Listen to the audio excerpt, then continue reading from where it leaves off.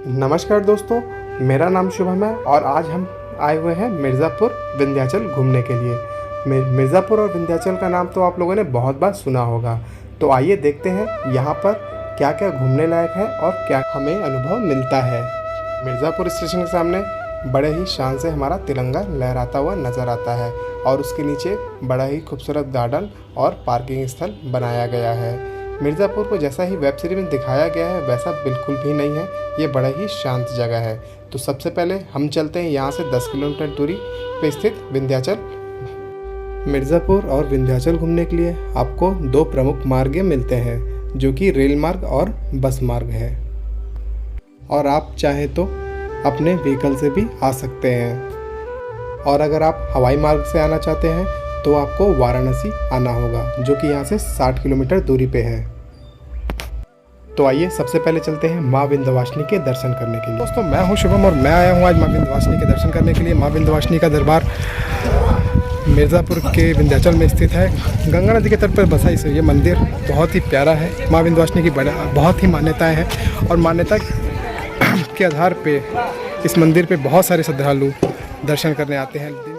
माँ विंध्यवासिनी का यह मंदिर मिर्ज़ापुर के विंध्याचल पर्वत श्रृंखला के मध्य बसा हुआ है। पतित पावनी माँ गंगा की कलकल करती धाराओं के बीच बसा यह मंदिर बड़े ही आकर्षण एवं श्रद्धा का केंद्र है।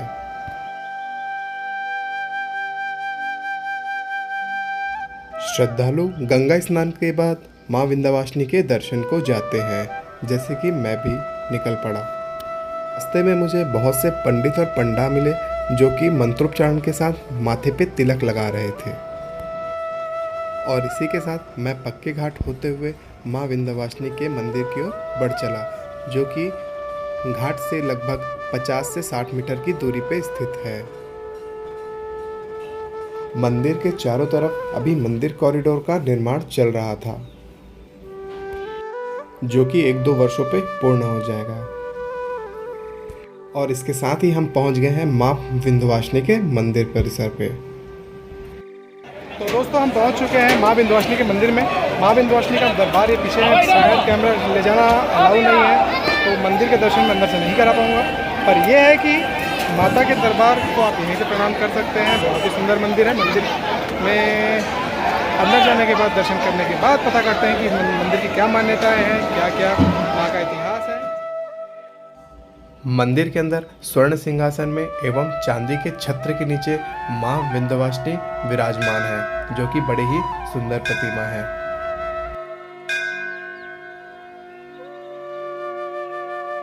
माँ विंध्यवासिनी के मंदिर परिसर में ही 2 शिवलिंग स्थापित हैं, जो कि बड़े ही सुंदर लगते हैं। 2 शिवलिंग के समूह के सामने एक छोटे से नंदी महाराज हैं, जो कि शिव जी के मंदिर के हमेशा सामने होते हैं। आइए अब जानते हैं माँ विंध्यवासिनी के इतिहास के बारे में। द्वापर युग में मथुरा के क्रूर राजा कंस ने अपनी बहन देवकी का विवाह नंदगांव के वासुदेव जी के साथ किया था। विवाह के पश्चात कंस को आकाशवाणी द्वारा यह सुनाई दिया कि देवकी और वासुदेव जी की ही 8वीं संतान के द्वारा कंस का वध होगा, और इसी भय के चलते उसने अपनी ही बहन देवकी और वासुदेव जी को कारावास में बंदी बना लिया और उनकी एक एक संतान को क्रमशः मारता गया। उसके पश्चात 8वें पुत्र के रूप में जगत के पालनहार श्री विष्णु जी के अवतार श्री कृष्ण का जन्म माँ देवकी के कोख से होना था। और श्री कृष्ण के जन्म के ठीक पहले एक आकाशवाणी होती है, जिसमें कहा जाता है कि श्री कृष्ण के जन्म के पश्चात कारावास के सारे दरवाजे अलौकिक शक्तियों द्वारा खोल दिए जाएंगे एवं वासुदेव जी के हाथों की बेड़ियां भी खोल दी जाएंगी, और जितने भी सेना एवं द्वारपाल हैं सब चिर निद्रा में सोए होंगे। इस बात की जानकारी प्राप्त होते ही वासुदेव जी श्री कृष्ण को लेके यमुना नदी के किनारे बसे नंदगांव में ले जाते हैं, जो कि यशोदा मैया का गांव था, जहां श्री कृष्ण का आगे का जीवन यापन हुआ था। यमुना नदी के किनारे बसे नंदगांव में यशोदा माता के कोख से पहले ही एक योग माया शक्ति जन्म ले चुकी थी, और इसी योग माया शक्ति को अपने साथ लेकर और श्री कृष्ण को यशोदा माता के बाजू में रखकर वासुदेव जी वापस मथुरा अपने कारावास पे आ जाते हैं। वापस आने के पश्चात जैसे ही कंस को अगली सुबह पता चलता है कि देवकी की 8वीं संतान भी पैदा हुई है, वह उसे भी मारने के लिए वहां पहुंच जाता है। परंतु वहां कन्या को देखकर वह बड़ा ही आश्चर्यचकित होता है और उस कन्या को भी मारने का निश्चय करता है। जैसे ही उस कन्या को वह ज़मीन में पटकने की कोशिश करता है, वह कन्या उसके हाथ से छूटकर आकाश में चले जाती है और वहाँ से आकाशवाणी करती है कि हे मूर्ख, तुझे मारने वाला तो यहाँ से दूर दूसरे गांव में पैदा हो चुका है। नियति को कोई नहीं बदल सकता, चाहे तो कितना भी छल कपट कर ले। और इतना ही कहते ही वो योग शक्ति गायब हो जाती है और वही योग शक्ति माँ विंध्यवासिनी के रूप में विंध्याचल में विराजमान है।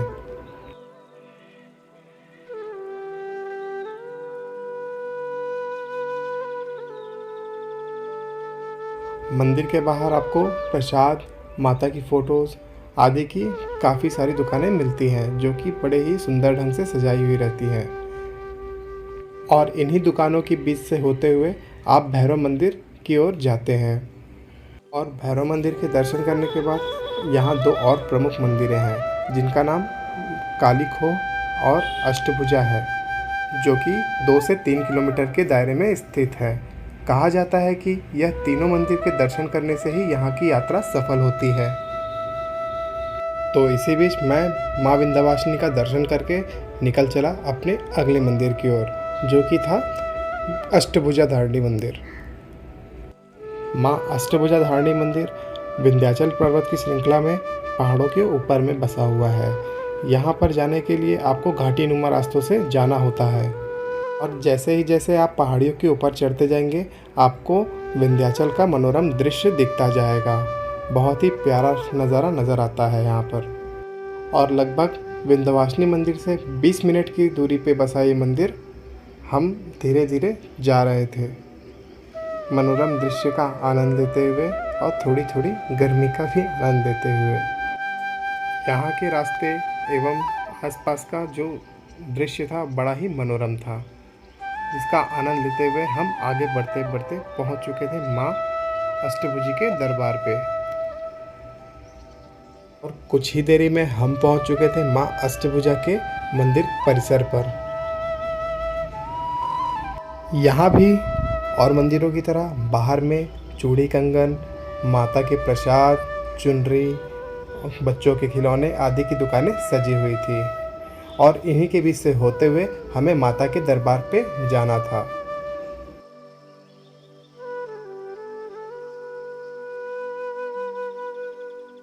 माँ विंध्यवासिनी के दर्शन करने के बाद मैं आया हूँ माँ अष्टभुजा के दर्शन करने। माँ अष्टभुजा मंदिर विंध्यवासिनी माता के मंदिर से लगभग 3 से 4 किलोमीटर की दूरी पे पहाड़ों पे स्थित है। माँ अष्टभुजा मंदिर के बाहर से बड़ा ही शानदार दृश्य दिखता है, मैं आपको आगे इस वीडियो में दिखाऊंगा।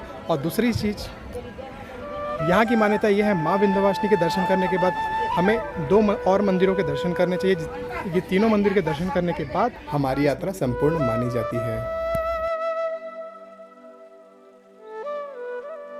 माँ अष्टभुजा के मंदिर परिसर से विंध्याचल का बड़ा ही मनोरम दृश्य दिखता है। माँ गंगा दिख रही है और विंध्याचल का पूरा नज़ारा बड़ा ही शानदार नज़र आ रहा था। अष्टभुजी मंदिर जाने के लिए आप या तो सड़क मार्ग से भी आ सकते हैं या तो रोपवे से भी आ सकते हैं, जिसे उड़न खटोला भी कहते हैं। इस उड़न खटोला के आने जाने का लगभग किराया 100 रुपये के आसपास है और समय समय पर यह किराए में आगे पीछे ऊपर नीचे होते रहता है।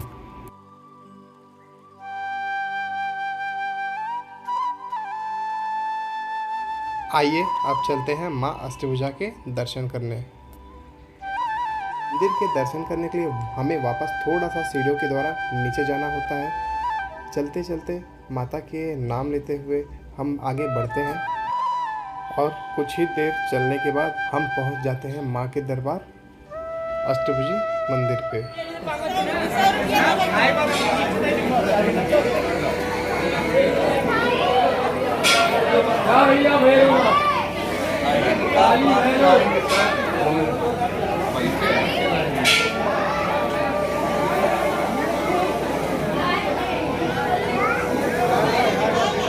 ले लो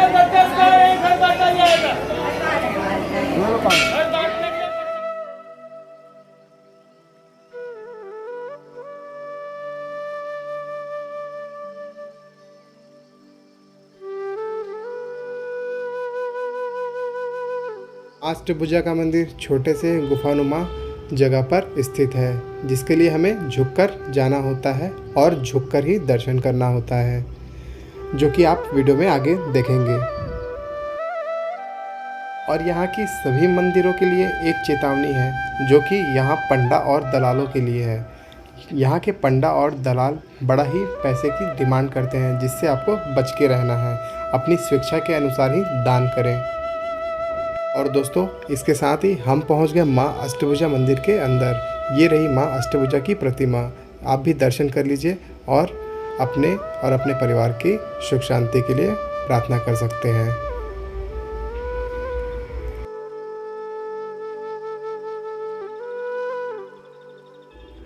मंदिर के दर्शन करने के बाद मैं बाहर आ चुका था, और बाहर आने के बाद यह रोपवे का रास्ता है। रोपवे का रास्ता बड़ा ही मनोरम दृश्यों से होते हुए आता है। चूँकि मैं बाय रोड आया था तो इसका आनंद नहीं उठा पाया, पर आपसे ये कहूँगा, आप यहाँ आए तो ज़रूर रोपवे का आनंद लें। अष्टभुजा के मंदिर के दर्शन करने के बाद अब हम अपनी तीसरी मंजिल काली खो की तरफ निकल पड़े।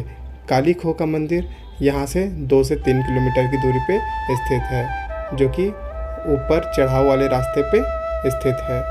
आगे देखते हैं माँ का मंदिर कैसा है। जंगल और छोटी छोटी पहाड़ियों के बीच से होते हुए हम निकल चले थे माँ काली खो के मंदिर की तरफ।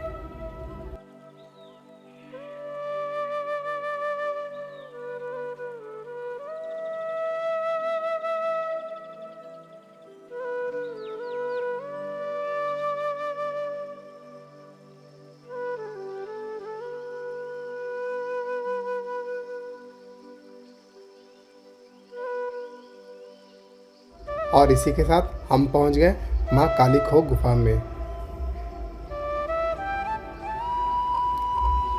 माँ काली खो अंडरग्राउंड प्लेस है, जो कि गुफानुमा मंदिर है, और छोटी सी गुफा में माँ काली जी की प्रतिमा स्थापित है।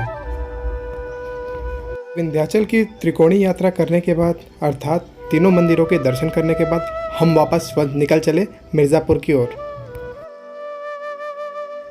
आगे थोड़ी मस्ती करते हुए हम निकल चले मिर्ज़ापुर की ओर। मिर्ज़ापुर, जो कि एक वेब सीरीज़ के नाम से बड़ा ही फेमस हुआ है। तो आइए देखते हैं आखिर मिर्ज़ापुर कैसा है और वहाँ क्या क्या घूमने लायक है। तो दोस्तों, हम पहुँच चुके हैं अभी मिर्ज़ापुर में। मिर्ज़ापुर में एक चीज़ मुझे बड़ा ही डिस्टर्ब किया, जो कि था यहाँ का ट्रैफिक। यहाँ बड़ा ही ट्रैफिक जाम लगता है, पतली पतली छोटी छोटी गलियाँ, और उस पर इतनी भीड़ भाड़, जो कि बड़ा परेशान कर रही थी। पर इसका भी एक अलग ही आनंद होता है। मिर्ज़ापुर को जैसा कि वेब सीरीज़ में दिखाया गया है, वैसा बिल्कुल भी नहीं है। मिर्ज़ापुर एक बड़ा ही शांत जगह है। हाँ, यहाँ पर कालीन का व्यवसाय बहुत ही बड़े पैमाने में होता है, और यहाँ की कालीन देश और विदेश पे एक्सपोर्ट की जाती है।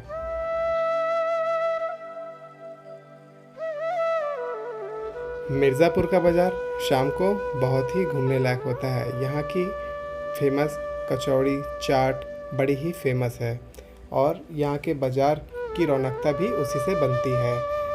पतली पतली सक्रिय गलियों से गुज़रते हुए हम जा रहे थे यहाँ के फेमस घंटाघर चौक पे, जो कि मिर्ज़ापुर सीरीज़ में भी दिखाया गया है।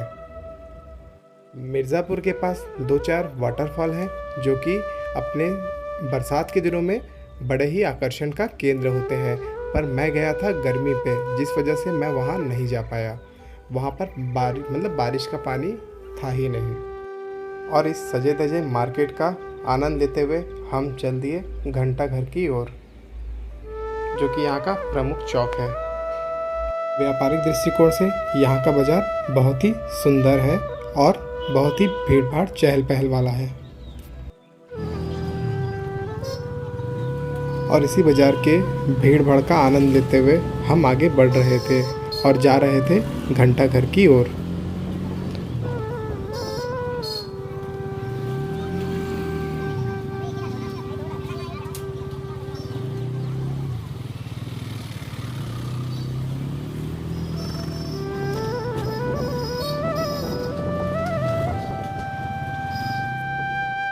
और दोस्तों, आ गए हम यहाँ के घंटाघर चौक पे।